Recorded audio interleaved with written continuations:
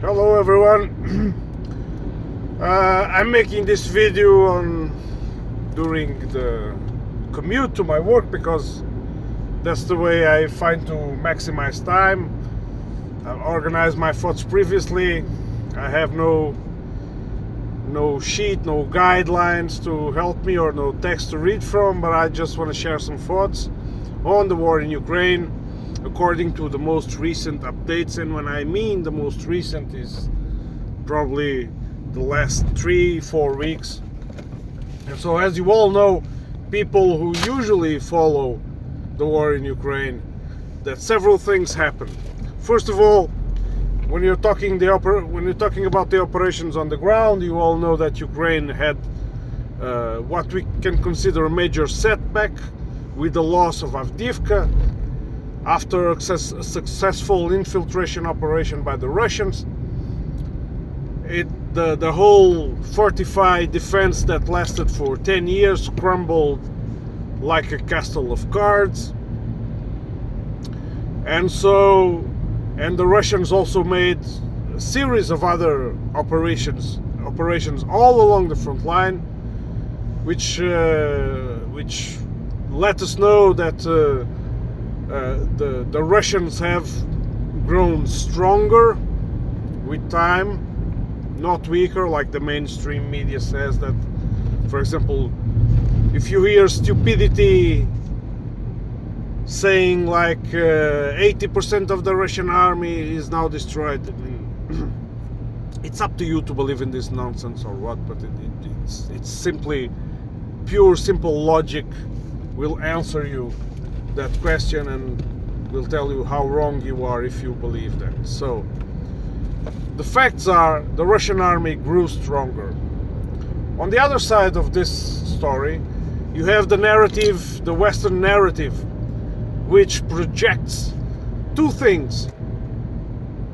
The Ukrainians are suffering with lack of supplies because the US is holding back, and the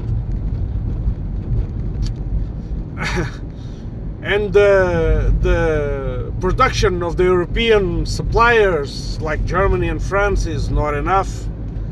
And so this is the main reason for the setbacks on the ground on the side of Ukraine. Of course, we know that things are not going well for Ukraine. We know that they have a lot of losses. The most probable and most reliable number is probably the Russian figure. So several 100,000 soldiers already dead. We know that they have a hard time conscripting people. I mean, there are dozens, maybe hundreds of videos of forced conscription seen in Ukraine. While you know they try, mainstream media, Western media tries to convince you this goes on in Russia, but it's the opposite. Russia was actually able to fill the ranks with volunteers. As you all know, the Russian army went quite unprepared to this invasion, to this war. They had some kind of political scheme on their minds. They used force. It didn't go as planned. So they had to reorganize even the whole doctrine. The whole Russian doctrine had to be reorganized while fighting. And it is my belief, because I have followed the conflict in Ukraine since the Maidan coup, that actually the Ukrainians may be not better equipped overall in numbers, but with the army better prepared for action and better entrenched, encrusted in these positions, in these defensive positions, the ones such as Avdiivka. So but now, simple lines, the narrative is Ukrainians are lacking supplies, they are enduring shell hunger, so they cannot match and they cannot sustain, they cannot withstand the Russian advance.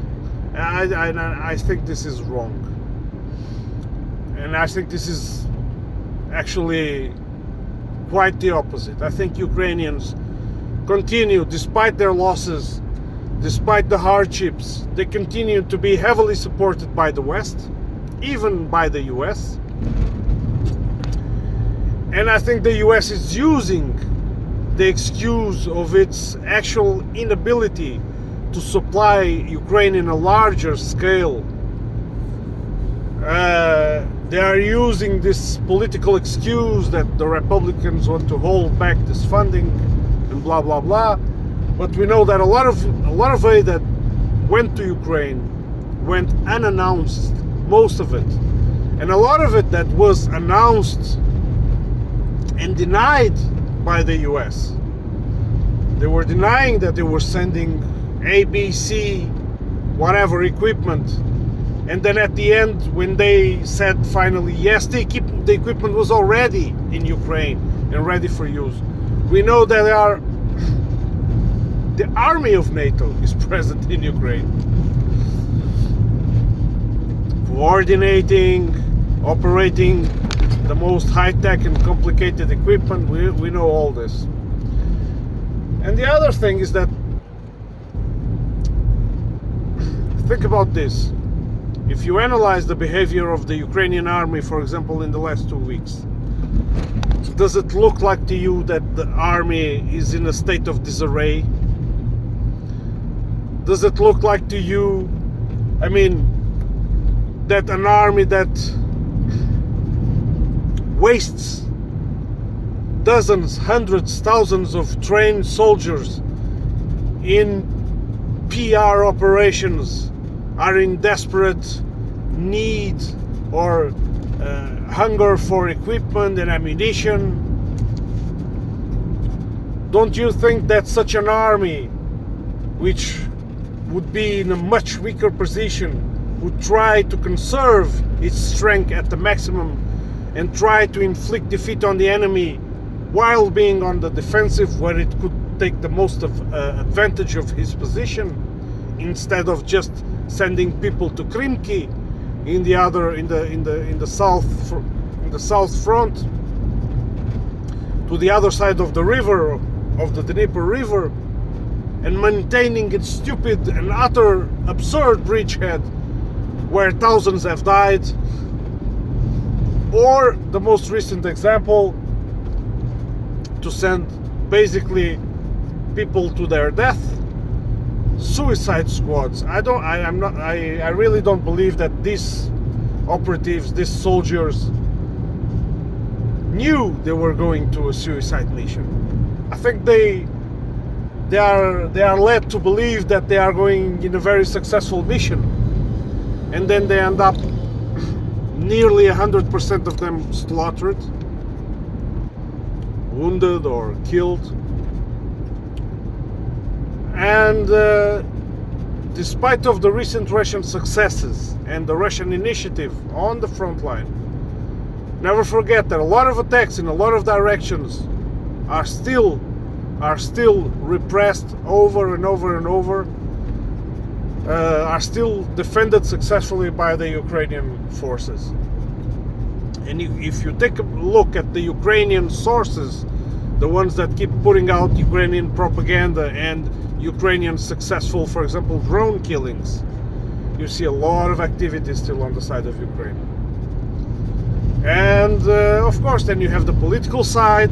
You have the resignation of Victoria Nuland, which, to my humble thoughts, or my thoughts on that, my opinion on that is that I think the leak, the phone call between the German generals about the supplying of the Taurus missiles and the use of the Taurus missiles to destroy the Kerch Bridge played a huge role. Remember that she had, in a previous conference, she had stated that she had surprise for the Russians, and the surprise attacks that we've known of that information, which was quite a surprise. And if it had happened, that attack would be a surprise. And also the attack during the election times, also a surprise. And I think a third surprise is still in order. I do think that Ukrainians, amid all this confusion, are still amassing troops for another large-scale offensive. I still think that. And so, with all this, I wanted to say, I know I'm rambling a little bit because I have no support here to read from, but with all this, I was right months ago, 3 months ago, 4 months ago, when all these predictions of the dwindling support for Ukraine and Ukraine would crumble at any time and were not true, simply using logic that the US and its allies or vassals, as you want to call them, whatever you want to call them, are not going to let Project Ukraine fall just like that. They can lose to the Russians. There is a possibility, but it's not for lack of supply. And I think if the Ukrainians are not supplied more at the moment, it has two reasons. First, corruption on the Ukrainian authorities. A lot of money goes to pockets instead of spending, for example, in a successful defensive line behind the Avdiivka line, which, there are reports that confirm that they received money to build it, but they never thought that the Avdiivka line would be broken. And the second is that the industrial capacity of the US and Europe combined for military purposes, it's still not enough. It doesn't mean it's not being increased. It doesn't mean that it cannot be increased in the future. But at the moment, it's not enough, because don't forget that the US has hundreds of bases spread out around the world. They have the empire to maintain. A lot of conflicts can emerge, and they have their objectives, which are not clear, but China might be the main one, and they need to be ready. They cannot just spend everything they have on Ukraine. And so, yeah, it's good to be right about something.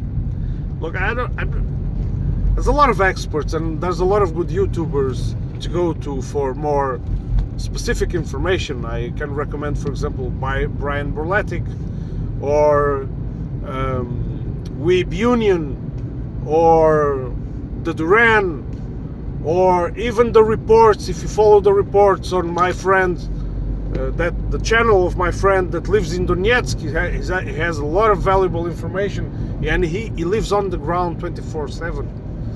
He's been there, he's fought there. Russell Texas Bentley. And what I do is, or Dima from the military summary, bear in mind that most of these YouTubers, I will exclude Russell Bentley from this criticism I'm about to do. They need to maintain their output for the sake of their own revenue. So a lot of times they have to indulge in speculation, and I don't want this criticism to destroy them, because I think they are valuable sources of independent information, but you have to bear this in mind all of the time. So what I simply do is that I grab all the information that I can and I have available, and I think about it, and then I go through the news and reports and try to see a trend, a logic. And so when this reports started to all these channels start to talk about the dwindling help for Ukraine, I thought that this is not true, and it wasn't, and it's not. And if I'm wrong, maybe I'm wrong, I don't know, but I suspect I'm not. Thank you for bearing with me for another rambling video. I see you on the next one.